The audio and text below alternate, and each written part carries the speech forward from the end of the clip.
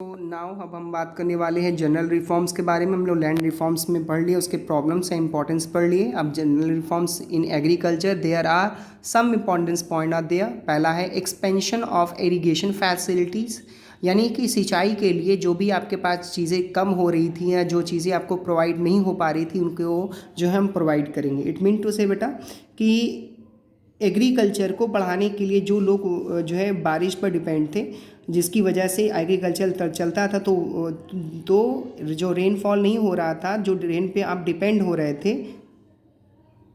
वो जो है रेन पे डिपेंड ना हो, यानी बारिश पे डिपेंड ना हो। एग्रीकल्चर अगर करना है तो गवर्नमेंट आपको हेल्प करेगी। वो गवर्नमेंट आपको हेल्प कैसे करेगी? आपको ट्यूबवेल लगवा देगी, पंप नहरें खुदवा देगी, आपको पंपिंग सेट लगवा देगी, और साथ ही साथ आपको जो है क्या बोलते हैं, कुएँ वगैरह खुदवा देगी, जिससे आप जो है चीज़ों को, अपने सिंचाई के कामों को अच्छे तरीके से कर सकते हैं। तो यहाँ पे लिखा है in 1951 70% of land was permanent means of irrigations, क्योंकि उस वक्त जो है परमानेंटली जो ज़मीनें थी और इरीगेशन फैसिलिटी के लिए, मतलब सिंचाई के लिए, वो 17% थी। बाकी लोगों के पास बंधक के रूप में रखा हुआ रहता था, जिसकी वजह से वो प्रॉपर वे में काम नहीं करते थे। और जब आपको सिंचाई के लिए दिक्कतें होती थी तो ट्यूबवेल, नहरें, कुएँ और ट्यूबवेल वगैरह जो है गवर्नमेंट आपको प्रोवाइड करेगी। फसल, वो क्या बोलते हैं, खेत को अच्छे तरीके से फसल उस जगह पे उगाने के लिए। इंस्टीट्यूशन क्रेडिट, नाबार्ड, जिसको हम लोग कहते हैं national bank for agriculture and rural development, यानी खेती के कामों के लिए, किसानों के को काम करने के लिए ये बैंक बनाया गया था, जिसका नाम था नाबार्ड। क्लियर है?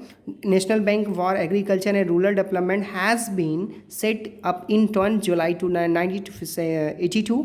It is apex one single bank, जो बड़ा बैंक है, इसको अपेक्स कहते हैं। क्लियर है ना? Development financial institution in India, यानी कि एक ऐसा बैंक बनाया गया कि जितने भी बैंक हैं, सारे बैंकों को अथॉरिटी दे कि जो भी लोग किसान आते हैं अपने अपने कामों को करने के लिए, यानी अपने खेतों को इंक्रीज़ करने के लिए, अपने खेतों की प्रोडक्टिविटी को ज़्यादा बढ़ाने के लिए आप उनको फाइनेंशियली हेल्प कीजिए।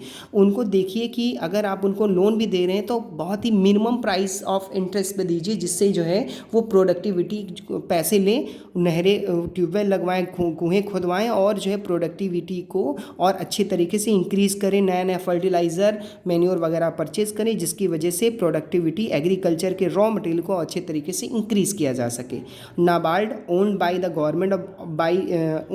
government of India, establishment on the recommendation of Bhushan Swami Raman committee, यानी भूषण स्वामी रमन कमेटी ने सजेस्ट किया था गवर्नमेंट को कि एक ऐसा बैंक स्टेबल कीजिए कि जो सारे के सारे बैंकों को ऊपर निगरानी रखें और उनको अथॉरिटी भी दे कि जो है तुम किसानों की मदद करो फाइनेंशियली, ठीक है ना? और अगर वो कोई और उनके ऊपर ये भी निगरानी रखे कि जो भी बैंक उनको एग्रीकल्चर के बेस पे या एग्रीकल्चर के बिहाफ पे या एग्रीकल्चर के वर्क के लिए जो आप पैसे प्रोवाइड करें, क्या वो पैसा सिर्फ वाकई एग्रीकल्चर के लिए वर्क में लग रहा है कि नहीं लग रहा है। क्लियर है?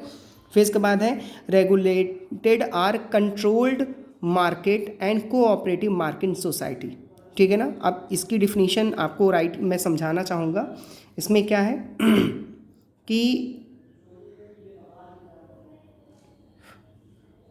एक सेकेंड, इस वाले पॉइंट में इसमें गवर्नमेंट ने कहा है कि आप एक ग्रुप बनाओ और मार्केट से सस्ते दामों पर सामान खरीदो।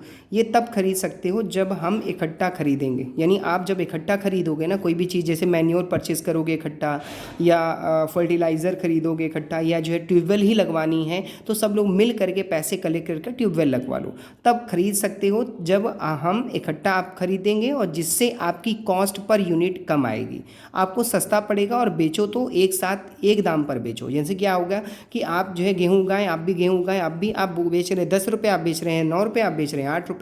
आपके पास कुआं है, आपकी ज़मीन के पास, आपके पास जो है थोड़ा सा दूरी पे, आपके पास है ही नहीं, तो आपको ज़्यादा मेहनत करनी पड़ी, तो ज़्यादा कॉस्ट रख दिया के लिए इतना। तो इसमें क्या है कि आपका तो फ़ायदा होगा मगर इनका नुकसान हो जाएगा, इसीलिए तीनों लोग एक ही कॉस्ट को सेट करो और उसी कॉस्ट पे तीनों लोग बेचो, ठीक है ना? इसी को कहते हैं हम लोग का cooperative marketing society. And cooperative marketing society are establish to increase the bargaining power of the farmer. अब इसका मतलब क्या है कि जब आपको फर्टिलाइज़र या मैन्योर परचेज करने जाना है, ठीक है, या कोई ट्यूबवेल वगैरह जाना है, तो सब लोग मिल जाओ और सब लोग मिल जाओ। अगर फर्टिलाइज़र खरीदने जाना है तो एक केजी खाद खरीदने के लिए आपको 1 केजी खाद खरीदने को 10 रुपये खर्चा होगा, ठीक है ना। अगर एक पर्सन को 100 केजी खाद की ज़रूरत है, मतलब फर्टिलाइज़र की, तो आपको कितना पे करना पड़ेगा? 1000 रुपये पे करने पड़ेंगे। फॉर द एग्जाम्पल 1000 रुपीज़ पे करनी पड़ेगी, ठीक है। अगर मान लो इसमें 10 लोग हैं तो कितने पे करने पड़ेंगे? 10,000। तो बेहतर होगा भैया सिंगल ना जा कर के, बल्कि क्या करो, इकट्ठा 10 लोग जाओ, 1000 पीस केजी का ऑर्डर दो, ठीक है ना। और आपको फिर वो लगाएगा 8 रुपये के हिसाब से, 1000 केजी 8 रुपये के हिसाब से पैसे पड़ेंगे कितना? 8000 रुपये। सबके कितने पैसे बच गए? 200 रुपये बच गए। क्लियर है ना। तो इस तरीके से इस सोसाइटी बनाओ और इस तरीके से मार्केट में जा कर के तुम जो है सबके सब बार्गेनिंग करो और जो है सस्ते दामों पर तुम्हें सामान को मिलेगा। क्लियर इतना? कोई दिक्कत? ठीक। तो जनरल रिफॉर्म्स में कुछ ये चीज़ें इंपॉर्टेंस रखी गई हैं। पहला है इरिगेशन फैसिलिटी के लिए, क्रेडिट के लिए कि नाबार्ड आपको जो है उधार पैसे दे सके जिससे आपको चीज़ें अपने हिसाब से खरीद सके, जैसे ट्रैक्टर वगैरह हो गया, फर्टिलाइज़र हो गया, नहरें वगैरह या कुएं वगैरह खुदवा रहे हैं, ठीक है। इसके लिए अगर गवर्नमेंट वहाँ तक नहीं पहुँच पाई तो आप अपने से देख लीजिए, ठीक है। दूसरा है भाई कि आप जा कर के जो हर जगह पे प्राइस सभी लोगों की एक ही अपने एक प्रोडक्ट की एक ही होनी चाहिए और बार्गेनिंग करिए। आप बार्गेनिंग करिए ताकि आपको रॉ मटेरियल, सीड्स एंड ये आपको फर्टिलाइज़र वगैरह आपको सस्ते दाम पर मिले खेती करने के लिए। क्लियर ना?